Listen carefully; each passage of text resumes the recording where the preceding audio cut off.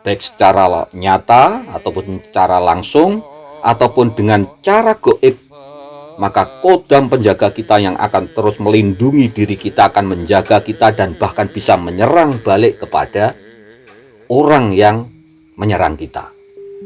Lintang-lintange wengi.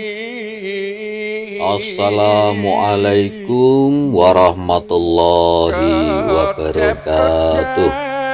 Salam sejahtera untuk kita semuanya.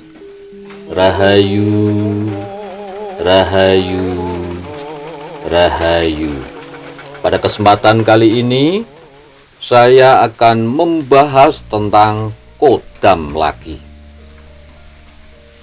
Dan bahasan kita kali ini adalah mengenai cara kerja atau proses kodam pendamping kita ataupun kodam penjaga kita itu menyerang musuh atau melumpuhkan orang. Cara yang pertama, kalau diri kita ini adalah sedang diincar musuh atau sedang diserang oleh musuh, entah itu lewat secara langsung ataupun secara goib seperti dikirim sandat ataupun dikirim tenung, maka secara otomatis kodam penjaga kita yang akan menyerang balik. Jadi tanpa kita sadari itu sebenarnya. Itu cara yang pertama, cara kerjanya kodam pendamping kita.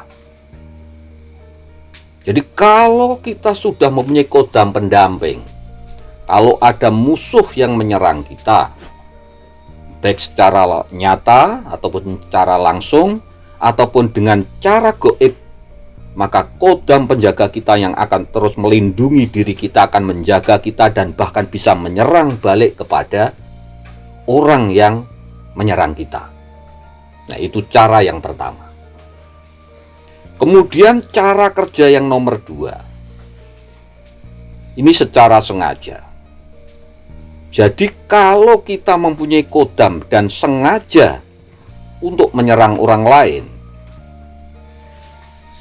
maka kodam penjaga kita secara otomatis akan ikut dengan perintah kita. Maka langsung jadi kodam-kodam kita akan menyerang kepada musuh-musuh kita. Dan ini dampaknya, ini bisa langsung seketika itu juga bisa, dan ada yang secara bertahap. Ini cara mencelakainya seperti itu. Kalau kodam yang menjaga kita itu energinya besar, maka otomatis ketika kita niat untuk menyerang musuh kita, maka musuh kita akan sekaligus tumbang saat itu. Tetapi kalau memang energinya agak kecil, maka akan perlahan-lahan bertahap sampai orang yang kita serang itu nanti juga akan melemah. Nah, itu cara kerja kodam yang nomor 2. Kemudian cara kerja kodam pendamping kita yang ketiga untuk menyerang musuh itu biasanya kita tidak sengaja, karena memang secara hati kita dan pikiran kita waktu itu merasa tidak enak, kemudian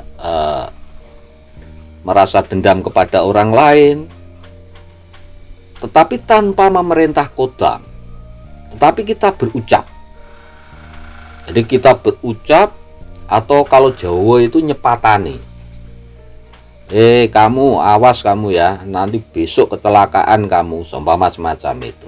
Nah, ini kodam yang tanpa kita suruh, ini otomatis langsung mengerjakan tugas itu tadi. Mendengar perkataan daripada tuannya, langsung berangkat untuk menyerang orang yang panjenengan sepatani itu tadi. Dan biasanya ini ada yang berefek negatif langsung, bisa celaka beneran. Nah, ini bahayanya semacam itu. Maka yang paling penting sekali untuk diri kita yang mempunyai kodam pendamping harus sangat berhati-hati dalam bertutur kata, sangat berhati-hati dalam berucap. Harus selalu membersihkan pikiran dan hati kita, harus selalu bisa mengontrol emosi kita. Supaya apa? Tidak mencelakakan orang lain. Padahal sebenarnya tadi kita tidak sengaja.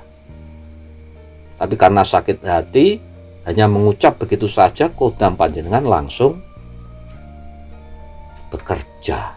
Ini yang sangat berbahaya, maka harus berhati-hati sekali. Ini sistem kerja yang nomor 3. Kemudian cara kerja yang selanjutnya yaitu kita dengan sengaja. Nah, ini dengan sengaja. Kita itu dengan sengaja memang berniat untuk mencelakai seseorang. Kalau kita mempunyai kodam pendamping dan kita berniat untuk mencelakai seseorang itu ada 2 efek nanti yang bisa ditimbulkan. Yang pertama, ini efek negatif yang langsung. Jadi kodam ini langsung bertindak sekaligus, dan efeknya bisa celaka saat itu juga. Kemudian ada yang memang efeknya itu bertahap. Kadang orang ini kok masih, saya berusaha untuk mencelakai orang itu, tapi kok masih sehat-sehat saja. Menurut panjenengan mungkin tidak berefek, tetapi sebenarnya itu sangat berefek. Tetapi pelan-pelan, bertahap. Mungkin kacau dulu pikirannya. Kalau panjenengan lihat secara fisik kan mungkin sehat, tetapi mungkin pikirannya kacau dulu. Jadi yang diserang adalah pola pikir. Pola pikirnya kacau dulu, kemudian emosinya meningkat. Setelah emosinya meningkat, bertindak pun jadi sembrono orang tersebut. Setelah itu apa? Uring-uringan, keluarganya berantakan, pekerjaannya berantakan, akhirnya jadi melamun, pekerjaannya juga terbengkelai. Nah, sedikit demi sedikit akan hancur orang tersebut. Bahkan kehancurannya biasanya itu lebih fatal, meskipun jangka waktunya agak lama. Nah, ini makanya kalau panjenengan mempunyai kodam pendamping, ini sekali lagi yang terbaik adalah tetap jaga atau kontrol emosi panjenengan. Karena apa? Sangat fatal akibatnya kalau mencelakai orang lain tersebut. Dan juga justru nanti bisa berbalik, panjenengan sendiri yang celaka dengan jalan yang lain, dengan cara yang lain. Itu cara kerjanya kodam itu semacam itu untuk menyerang musuh. Kemudian ada cara lagi, yaitu panjenengan itu secara otomatis. Ini cara kerja yang otomatis. Kalau panjenengan mempunyai kodam dan energinya besar, kalau panjenengan nanti berada di dalam lingkungan orang-orang banyak, ini secara otomatis orang-orang yang berada di sekitar panjenengan ini akan merasakan efeknya. Pertama, mungkin dengan segan, hormat kepada panjenengan, bahkan ada yang sangat jatuh cinta kepada panjenengan, ada juga yang menuruti kata-kata panjenengan. Karena apa? Kena pengaruh daya energi yang besar dari kodam itu tadi. Nah, ini kalau panjenengan tidak kontrol emosi, bisa saja panjenengan justru akan memanfaatkan orang yang sudah terkena dampaknya atau efeknya ini tadi. Akhirnya apa? Panjenengan merugikan orang lain. Dengan cara apa? Panjenengan tipu mungkin orang tersebut, mungkin panjenengan perdaya orang tersebut, sehingga apa? Sangat merugikan orang lain. Nah, karena itu kalau kita melihat cara kerja kodam ini tadi, maka harus berhati-hati betul. Harus menjaga kebersihan pikiran kita, harus menjaga kebersihan hati kita, harus menjaga perilaku kita agar apa? Panjenengan yang diberi amanah, dititipi kodam oleh Tuhan yang Maha Kuasa, itu akan bermanfaat untuk orang lain, tidak untuk mencelakai atau merugikan orang lain. Jadi itu bahasan kita kali ini, mudah-mudahan bermanfaat untuk kita semuanya.